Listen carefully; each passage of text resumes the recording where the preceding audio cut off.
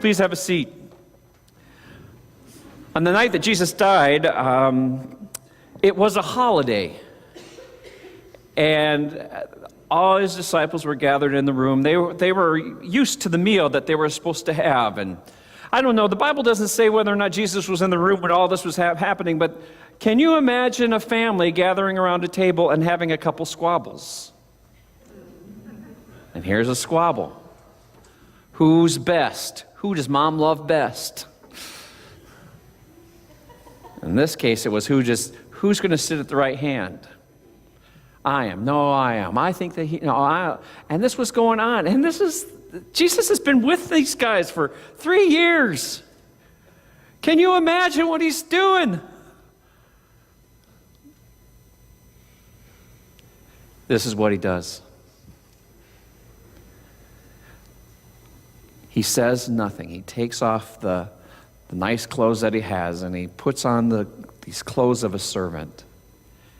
And he takes a basin of water, and he starts to wash the feet of the disciples.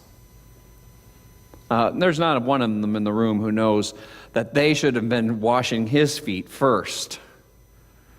But they've learned when Jesus does things that sometimes it's best just to shut up. Peter never learns that lesson. I don't think ever.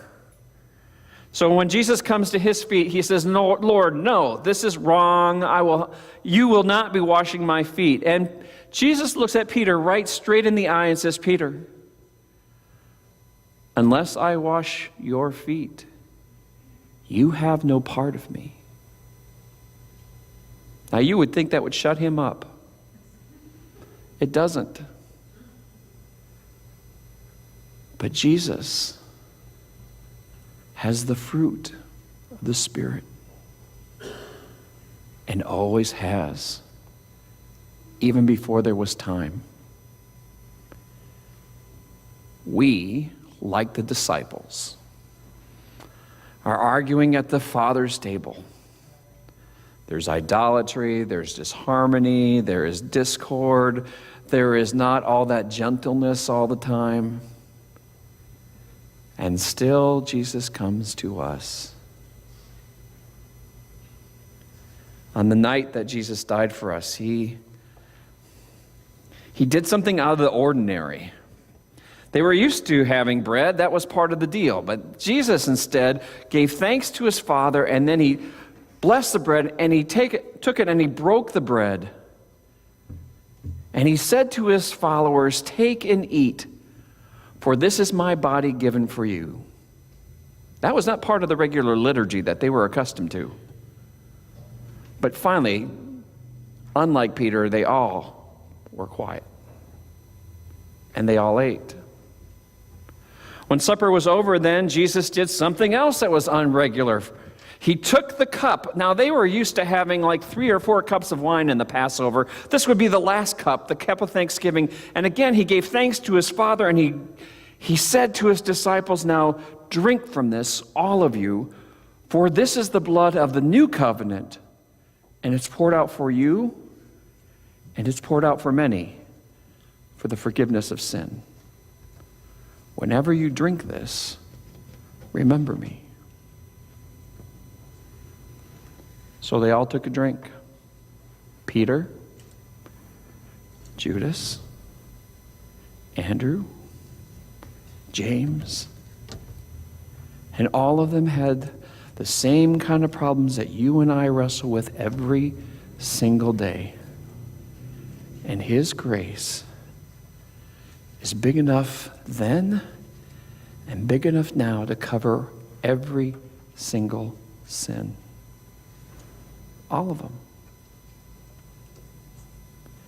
He didn't look on his disciples with that look in the eye that our mothers would have given us. Instead, he looked at them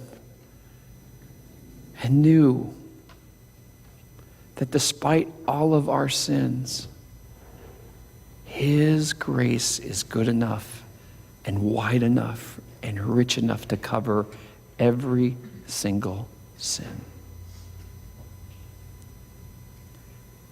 And he invites us to his table. all of us come to the table, be a part of that bread. Because when we eat it, it disintegrates into us and yet stays there. I love bread. It stayed a long time. And God does something cool with it. When we drink of his blood, there's something that changes within us.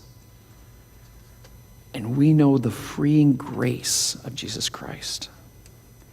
In the United Methodist Church, everyone is welcome to the table who proclaims a love for Christ. In a few moments, the ushers are going to invite you to come forward. What I'm going to invite you to do is to take a piece of bread from one of the servers and to take a cup from one of the other servers and then go back and we'll eat it together. Now, some of you, I've noticed, sneak it before you ever get there. And it's so great that the grace of God so demands that you want to eat it right away. Oh. But if you could, and just hold it for a few moments, and we'll eat and drink as a community of faith. Now, if you can't get to the front, I invite you to let one of those ushers know, and then they'll get somebody to come back there and to serve you your pew. But I invite everybody to come and to share in communion. While you're doing so, I invite you to bring your gifts down and put them in the basket. If you have some prayer requests, put those on the sides, and we can pray for those at the end of the worship service. But I invite those who are serving communion to come forward because the table is indeed ready.